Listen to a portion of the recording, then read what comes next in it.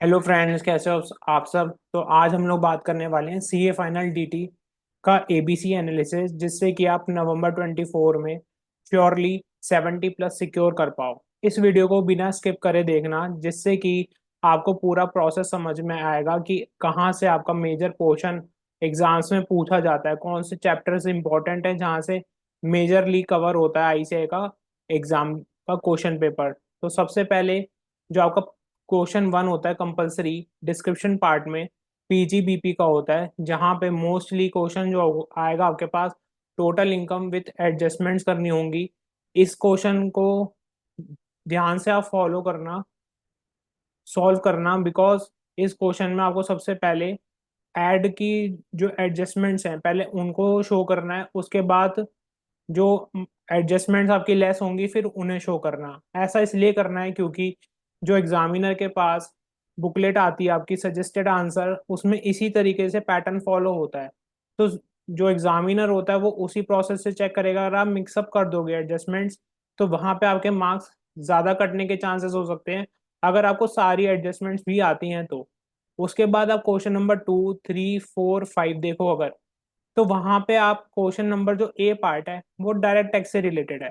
जैसे 2 में capital gains, 3 का ए पार्ट चैरिटेबल ट्रस्ट, 4 का ए पार्ट टीडीएस टीसीएस और 5th का ए पार्ट असेसमेंट प्रोसीजर्स। तो यहाँ से आपका डायरेक्ट टैक्स के क्वेश्चन जो 3, 2, 3, 4, 5 में वहां से डायरेक्ट टैक्स का पूछा जाएगा। और बी, जो बी पार्ट होगा 2, 3, 4, 5 का, वो आपका इंटरनेशनल टैक्सेशन का पार्ट होगा, जो कि 6 मार्क्स का ही होगा। तो अब आपको क्या करना है, इसी तरीके से नवंबर 24 के लिए भी तैयारी करनी है। अब कैटेगरी ए चैप्टर्स जो आएंगे आपके, वो आपका पहला चैप्टर आपको पीजेबीपी करना ही करना है। एडजस्टमेंट क्वेश्चन आपको तैयार करना ही करना है, साथ ही साथ आपको सेक्शन 33 ए बी और 33 ए बी ए में भी जरूर फोकस रखना।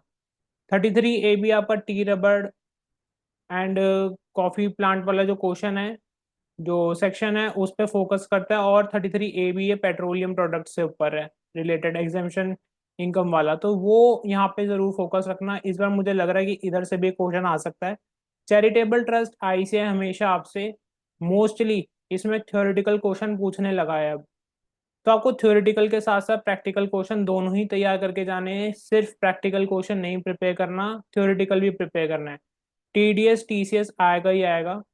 उसके बाद एनआर टैक्सेशन, जैसा कि अभी हमने पेपर पैटर्न में देखा था, तो एनआर टैक्सेशन की भी उतनी इंपॉर्टेंस है, डबल टैक्स की भी उतनी ही इंपॉर्टेंस है, और ट्रांसफर प्राइसिंग की भी उतनी ही इंपॉर्टेंस है। लास्ट पेपर के अंदर आपका कैपिटल गेन्स आया था, तो मुझे इस बार लग रहा है जो आपको कैटेगरी ए में जो आपका लास्ट पार्ट है वेरियस एंटिटीज का, जहाँ पे आपका एएमटी मैट ये सब आ जाएंगे, तो वो वाला चैप्टर भी आपको कैटेगरी ए में ही कंप्लीट करना है। अब इसके अंदर आपको फर्दर बाइफरकेशन मैंने इसलिए नहीं दी है क्योंकि आपके एमसीक्यूज भी कवर होते हैं, और एमसीक्यूज भी एक मेजर कंसर्न रहता है। अगर आपको मैं इसमें से सिर्फ पोर्शन बता दूं कि इतना इतना यहाँ यहाँ से इतना पढ़ लेना, बट एमसीक्यूज में क्या आएगा वो किसी को भी नहीं पता। आईसीए की बुकलेट जो होती है एमसीक्यू की, आप वो सॉल्व कर सकते हो, बट आपको कंसेप्ट पता होने चाहिए। अगर आपको कंसेप्ट पता है तो आप आराम से ही देखो एमसीक्यू में सॉल्व कर सकते हो, और वो बहुत ज़्यादा सिक्योरिंग भी होता है इस वजह से। अब कैटेगरी बी में आ जाते हैं। कैटेगरी बी में आपको असेसमेंट प्रोसीजर्स करना है। आपने पेपर पैटर्न में देखा भी कि असेसमेंट प्रोसीजर्स का पार्ट आ रहा है। फिर उसके बाद आपको कैपिटल गेन्स के अंदर यहाँ पे आप थोड़ा सिलेक्टिव हो सकते हो। आपको यूलिप करना ही करना है, सेक्शन 45(9)(b ये करना ही करना है, स्लम सेल करना है सेक्शन 50(b), और एग्जामिशन जो गिवन है सेक्शन 54 में उसे प्रिपेयर करना है। फिर आपको इनकम फ्रॉम अदर सोर्सेस पूरा करना है। फिर उसके बाद जो आपने देखोगे जो क्वेश्चन नंबर 6 है पेपर पैटर्न के, तो उसमें भी आपको बीईपीएस, टैक्स ट्रीटीज, इक्वलाइजेशन लेवी ये कंप्लीट करने ही करने हैं। फिर कैटेगरी सी, कैटेगरी सी आपको छोड़ना नहीं है, इसे करना है। ए और बी भी करना है, सी भी करना है। क्या होता है, अगर आप कैटेगरी सी नहीं करोगे तो कुछ क्वेश्चंस आएंगे ही इस तरीके से। इसमें कैटेगरी सी में मान के चलो 15 से 20 मार्क्स का पेपर आएगा, हो सकता है एमसीक्यू में भी कुछ क्वेश्चंस कवर हो जाएं, तो इसलिए आपको सेट सी भी करना है। बट हाँ, एक चीज और, कैटेगरी ए और बी के बाद आपको बेसिक टैक्स रेट चैप्टर जो है वो कंप्लीट करना है, फिर डिडक्शंस कंप्लीट करना है। ऐसा क्यों, बेसिक टैक्स रेट आईसीए आपके किसी भी क्वेश्चन में पूछ सकता है कि इसका टैक्स निकाल के दे दो, या फिर डिडक्शंस आपके लिए किसके लिए इंपॉर्टेंट है, डबल टैक्स रिलीफ चैप्टर के लिए बहुत ज्यादा इंपॉर्टेंट है डिडक्शंस चैप्टर, तो आपको वो भी क्लियर करके ही चलना है।